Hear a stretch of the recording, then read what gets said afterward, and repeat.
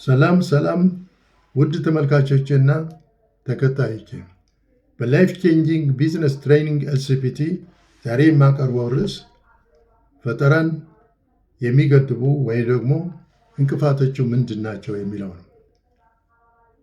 What are the barriers to creativity?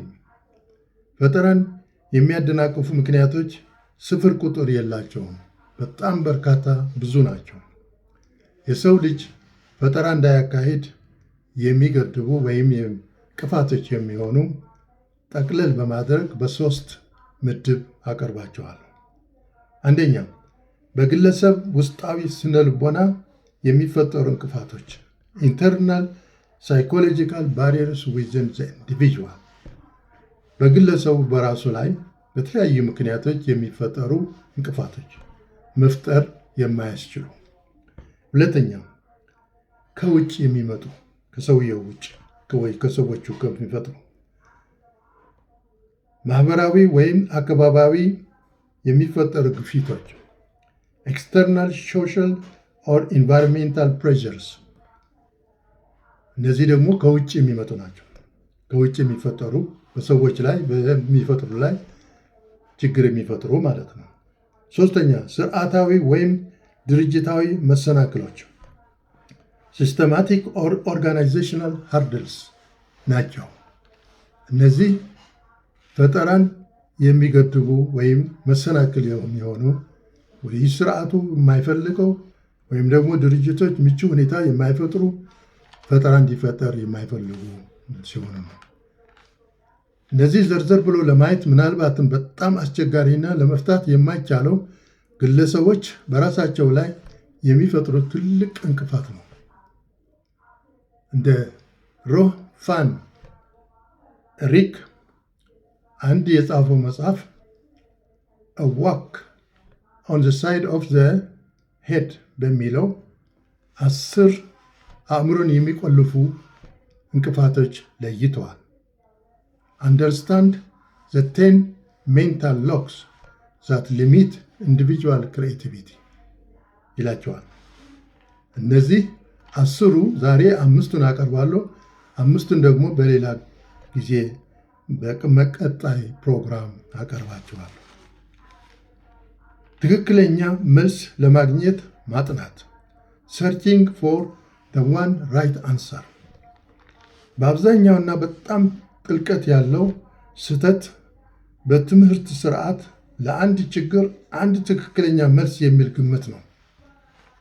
አንድ ጥናት በ2600 የአራተኛ ዓመት የኮሌጅ ተማሪዎች ባደረገው የሙከራ ጥናት ያልተለመደ ባይሆንም አንድ ትክክለኛ መልስ የሚል በሽታ በሰው አስተሳሰብ ክፍል ሰርጾ እንደሚገኝ አረጋግጧል።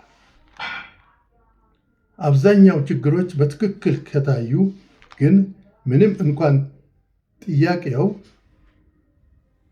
እንደ ጠያቂው ቢሆንም ጥያቄዎቹ በጣም አሻሚ አምቢጊየስ ይሆናሉ። ለአንድ ጥያቄ ብዙ መልሶች ሊኖረው ይችላል። Depending on the questions one asks, there may be and usually are several right answers. ስለሆነ አንድ ትክክለኛ መልስ የሚለው የአእምሮ ፈጠራን የሚገድብ ነው። ለምሳሌ ድንጋይ ለምን ይጠቅማል ብንል ብዙ መልሶች ልናገኝ እንችላለን። ቤት ለመስራት፣ ግድብ ለመስራት፣ አጥር ለመስራት፣ አሸዋ ለማምረት፣ ጀሶ ለማምረት፣ ሲሚንቶ ለማምረት ወዘተ። ስለዚህ አንድ ትክክለኛ መልስ ለአንድ ጥያቄ የሚለው ትክክል አይደለም። ሁለተኛ፣ ምክንያታዊ በመሆን ላይ ማትኮር focusing on being logical። ምክንያታዊ መሆን በፈጠራ ሂደት በተለይ የሚፈጠሩ ሐሳቦችና ውጤቱን ወደ ተግባር በሚለወጥበት ጊዜ የመገምገሚያ አካል ተደርጎ የሚወሰድ ጠቃሚ ይሆናል። ምክንያታዊ የሚባለው ግን በመጀመሪያ ፈጠራ በሚካሄድበት ደረጃ ላይ እንቅፋት ሊሆን ይችላል። ኤርሊ ስቴጅ ኦፍ ዘ ክሬቲቪቲ ላይ ምክንያታዊ ሀሳቦችን የምንደረድር ከሆነ የመፍጠር ሂደቱ ይገድባሉ።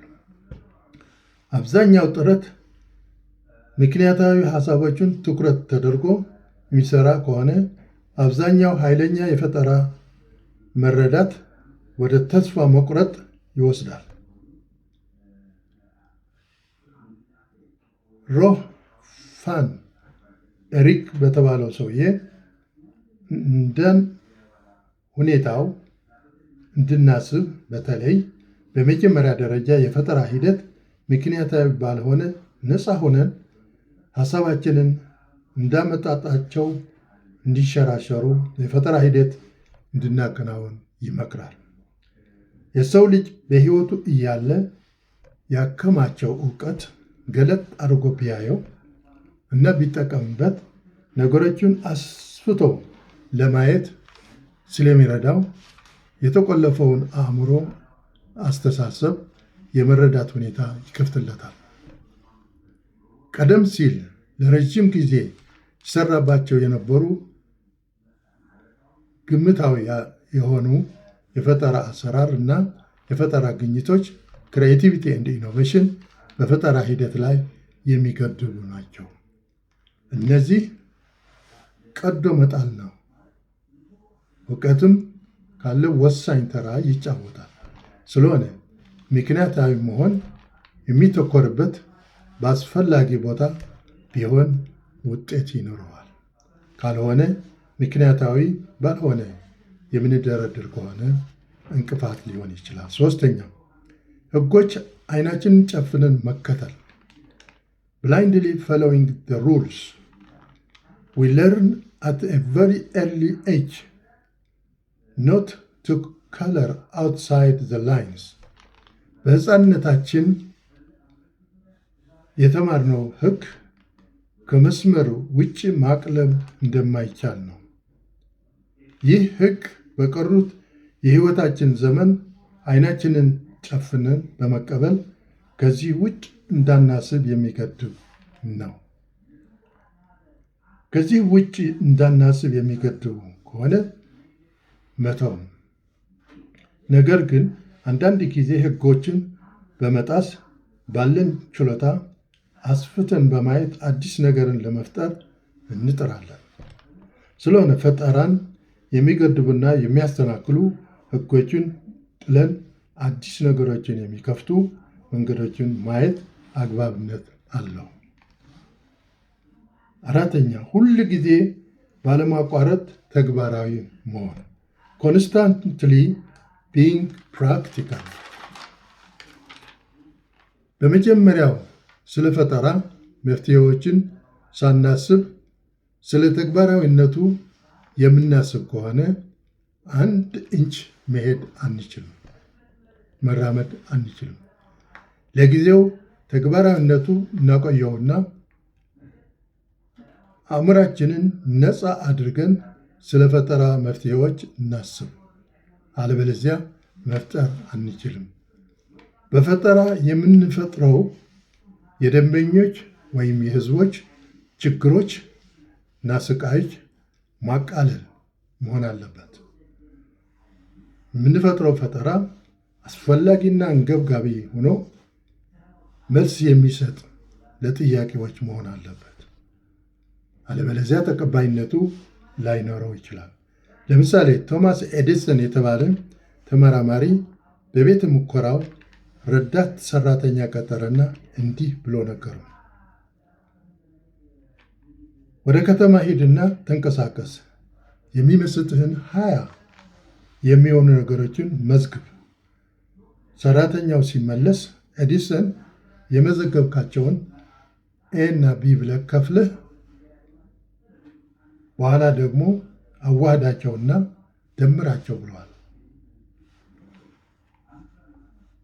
እቃዎቹ ሲደመሩና ሲዋሃዱ በተቻለ መጠን ብዛት ያላቸው ፈጠራዎች ማግኘት ትችላለህ አለው።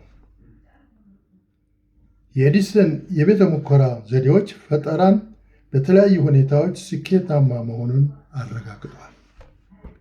ስለሆነ ተግባራዊ የማይሆኑ መልሶችን አስቀድመን ከማሰባችን በፊት የሚፈጠረውን መፍትሄ ማሰብ፣ ስንሰራም እንዲህ ቢሆንስ ዋት ኢፍ የሚሉ ጥያቄዎችን መጠየቅ ያስፈልጋል። እነዚህም ለፈጠራ ሐሳቦች ኃይለኛ የመወጣጫ መንገዶች ይሆናሉ።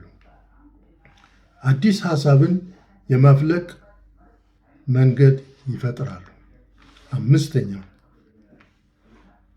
በጨዋታ ጊዜ ነፃ ሆኖ መጫወት፣ አለመጨነቅ። ቪዊንግ ፕሌይ አዝ ፍሪ ቫሊዩስ። የጨዋታ ዝንባሌ ይዞ መጫወት ለፈጠራ አስተሳሰብ መሰረታዊ ነገር ነው። በጨዋታ ጊዜ ነገሮችን እንደገና ለመፍጠርና አሻሽሎ ለመስራት መንገዶችን ይከፍታል። ለአብነት ሕፃናት ሲጫወቱ ካየን አዲስ የጨዋታ መንገድ ሲፈጥሩ እናያለን። በአሮጌ ጨዋታዎች አዲስ ጨዋታ ይፈጥራሉ። የሚሰራና የማይሰራ ይለያሉ፣ ያስተካክላሉ። ሕፃናት በሚፈጥሩት አዳዲስ ጨዋታዎች እንዴት እንደሚፈጥሩ ይማራሉ። በአዲስ የአሰራር ዘዴ የሚሰራና የማይሰራ ያውቃሉ። አንተርፕረነሮችም ከነዚህ የሕፃናት የፈጠራ ዘዴ መማር አለበት። በዚህ መልኩም ፈጠራ ማካሄድ ይችላል። በቀጣይ የሚቀጥሉ ከ6 እስከ 10 አቀርባለሁ። ሳብስክራይብ፣ ላይክ፣ ሼር፣ ኮሜንት አድርጉ። አመሰግናለሁ።